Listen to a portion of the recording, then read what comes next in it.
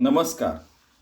किसी ने पूछा कि आपको ऐसा क्यों लगता है कि आपके करोड़ों अरबों आचार्य पदवी, पीएचडी पदवी, ज्ञानेश्वरी गीता को ऐसे ओवाउन ऐसे उनके चरणों पे रख देना चाहिए, ऐसा क्यों लगता है? तो उसका उस प्रश्न का जवाब ऐसा है कि गीता और ज्ञानेश्वरी में जो अद्वैत ग्रंथ है, उपनिषद है। गीता तो उपनिषदों का सार है ना। तो उसमें पिछला सारा ज्ञान दिया है मानव जाति का और सारी स्पेशीज का, यू क्या आप बोल सकते हैं। अभी का भी नॉलेज है और अपने आगे में आने वाला नॉलेज, वो पूरा का पूरा ज्ञान भरा पड़ा है और उसका सारांश गीता और ज्ञानेश्वरी में है। जैसे हम लोग क्वांटम फिजिक्स, बाद में ये फिजिक्स वो फिजिक्स, बाद में ये थियरी वो थियरी, ये सारी चीज़ें बोल रहे हैं, वो सब कुछ आया हुआ है इसमें। ठीक है, ये रियलिटी है। और कई साधु संतों ये हजारों साल से करे, कुछ मैं नया नहीं बता रहा हूँ। ठीक है। दूसरा पॉइंट, इसमें गारंटी से आत्मज्ञान कैसे मिलाने का वो रास्ता बताया है, उसके ऊपर सिर्फ चलने का है। राजमार्ग है ये, यही कर्मयोग है, यही राजमार्ग है। क्या क्या वो ज्ञान मार्ग है, सब कुछ यही है। ठीक है। अपने को वो शान पट्टी में पढ़ने का नहीं है नया नहीं। इसमें सीधा सीधा दिया हुआ है, ऐसा ऐसा कर।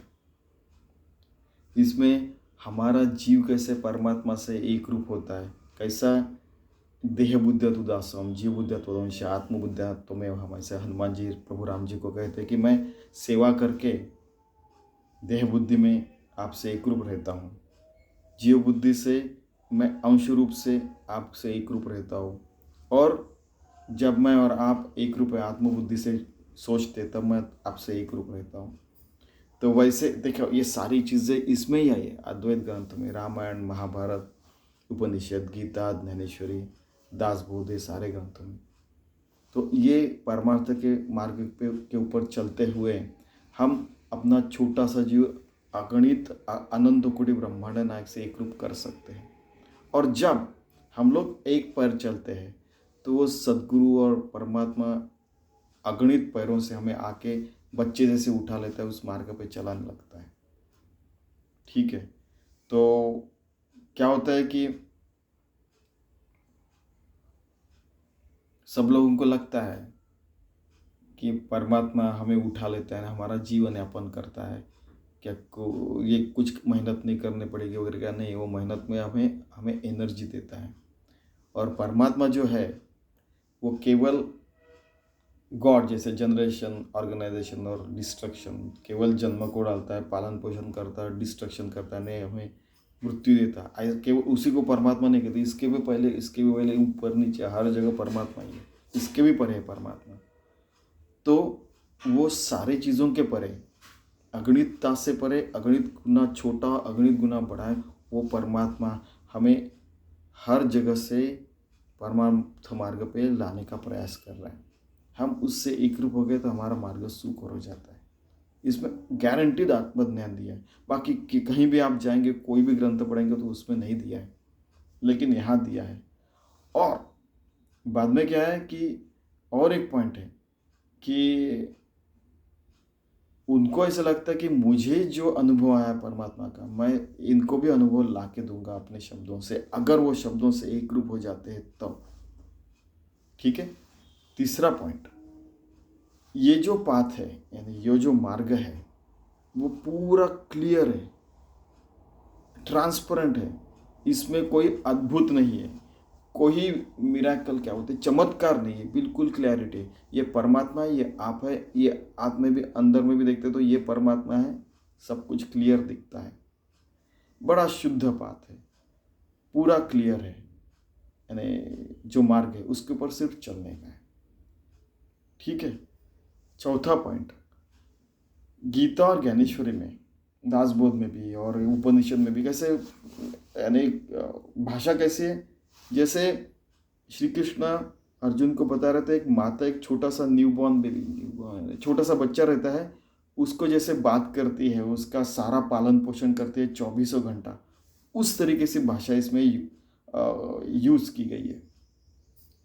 तो परमात्मा अपने बच्चे को समझता है, वैसे उसको उस मार्ग पे लेके जाता है। हमें पहला जो स्टेप है, पहली अपने को उसके तरफ बढ़ने का है, पहली स्टेप उनके तरफ लेने की, जाने की, तभी वो हमें अगणित पैरों से आएगा और उठा लेगा हमें। हम 100 साल के भी रहे, कोई 1 करोड़ साल का है, फिर भी परमात्मा तो अगणित साल का, उसके सामने तो बच्चा होगा। 100 साल 50 साल तो उसके सामने बच्चे हो गए ना, गोदी में उठा लेगा, ऐसा समझिए आप। और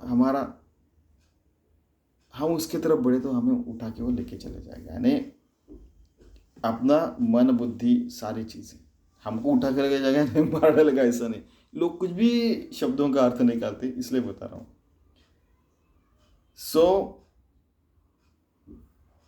हम अच्छी जिंदगी जी सकते हैं अगर परमात्मा ने हमें उठा लिया, यानी अपने गोद में ले लिया तो। 5वां पॉइंट, भगवान शिव ने भी कहा है कि मैं गीता का जब अर्थ देखता हूँ तो हर रोज मुझे नया नया अर्थ समझता है। वो भी अभी भी कापड़ी है, वो भी अभी भी आत्मज्ञान के मार्ग पे है।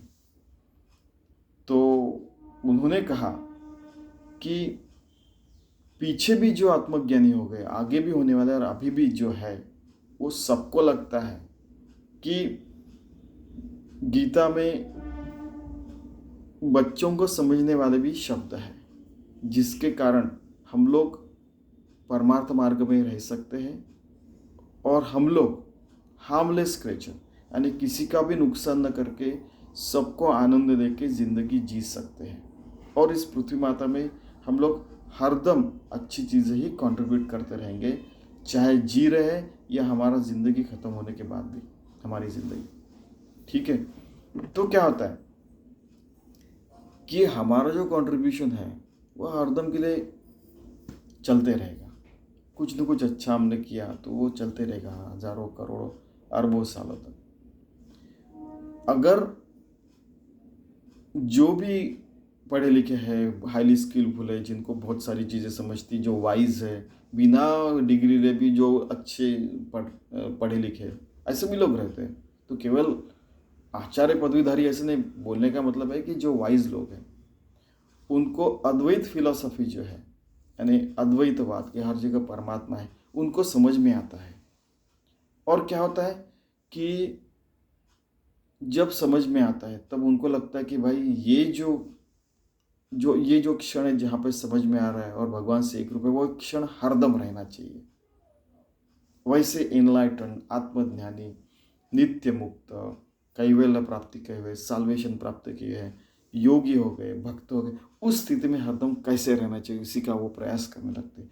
फिर भगवान वो आसानता से वो उसको वो स्थिति प्रदान करता है और फिर उसकी ज़िंदगी बहुत अच्छी, बहुत शांति से, बहुत यानी अंतिम सत्य के परे चली जाती है। और फिर अंतिम सत्य वो अपने कर्मों से जीने लगता है 24 घंटे के लिए।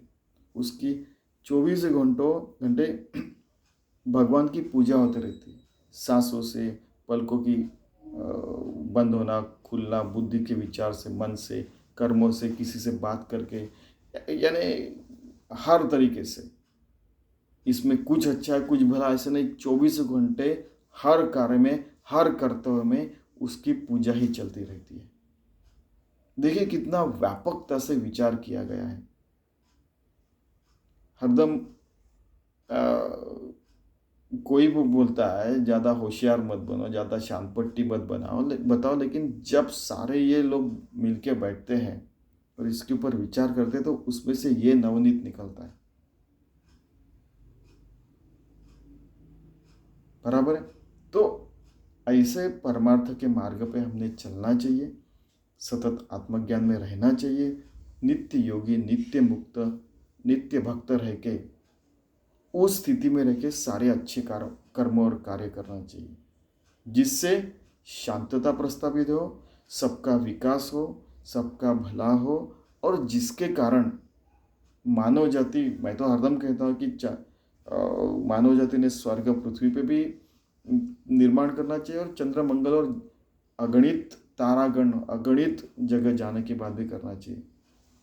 ठीक है, तो अगर वहाँ पे आपको नहीं दिखते अगर जीव, तो अपना जीव वहाँ पे लेके जाके अपना अपनी बस्ती बैठा ना वहाँ पे, है कि नहीं?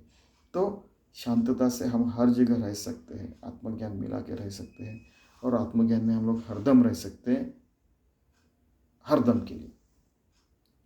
यही कारण है कि सारे पढ़े लिखे लोग कहते हैं कि ऐसे अरबों खरबों आचार्य पदवी ऐसे भगवान के ऐसे चरणों में रख देना चाहिए। मराठी में कहते हैं ओवाळून ठेवून द्यायचे। ठीक है, चलिए हम ऐसी जिंदगी जीने का प्रयास करते हैं। धन्यवाद।